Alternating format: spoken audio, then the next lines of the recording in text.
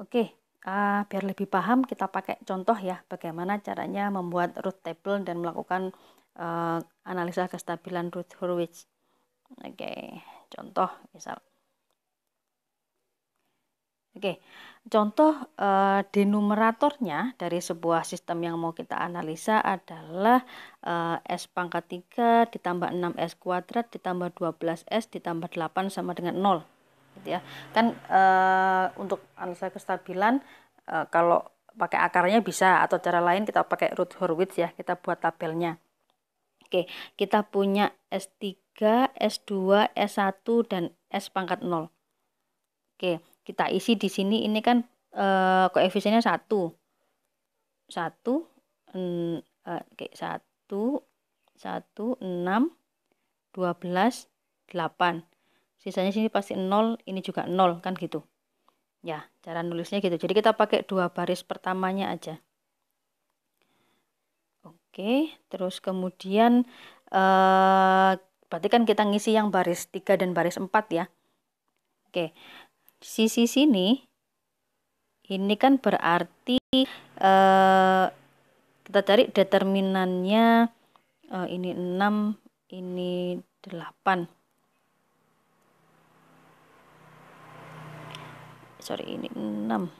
Oke, kalikan negatif. Ini kan berarti 8 dikurangi 72 itu adalah 64.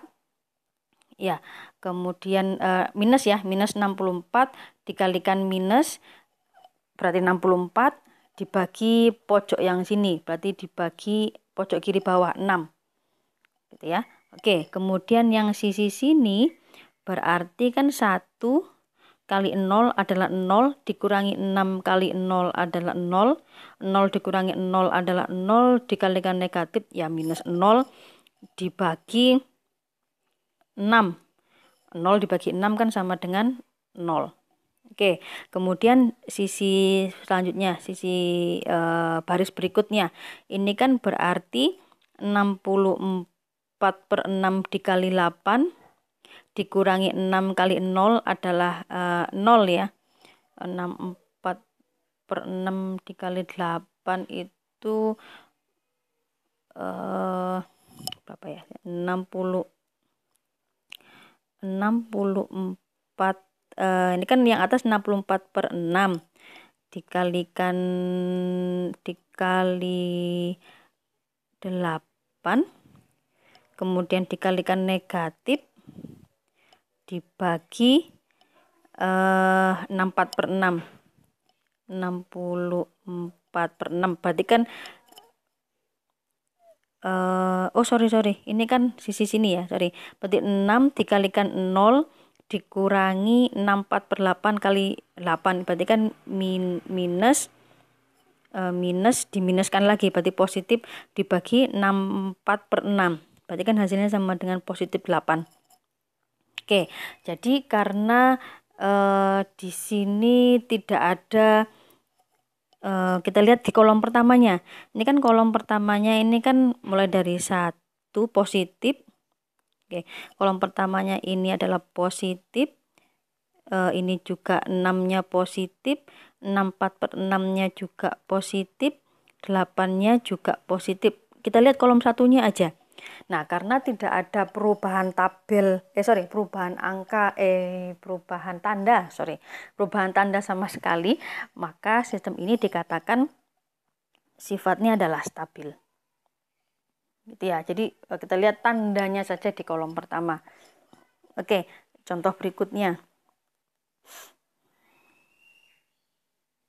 Nah, contoh berikutnya ini. Jadi Anda kan mulainya dari S3, S2, S1, S0. Ini 1, 2, 24. Kan ke sini ya. Ke sini, ke sana, sini. Kan gini caranya. Oke, yang ini berarti kan 24 dikurangi 2 itu adalah 22, dikalikan negatif berarti minus 22 dibagi 1. Ketemunya adalah minus 22. Oke, kemudian sisi yang sini, yang ini berarti kan 1 kali 0 adalah 0, dikurangi ini kan minus ya. Jadi minus ketemu minus jadinya adalah positif. Kemudian dibagi,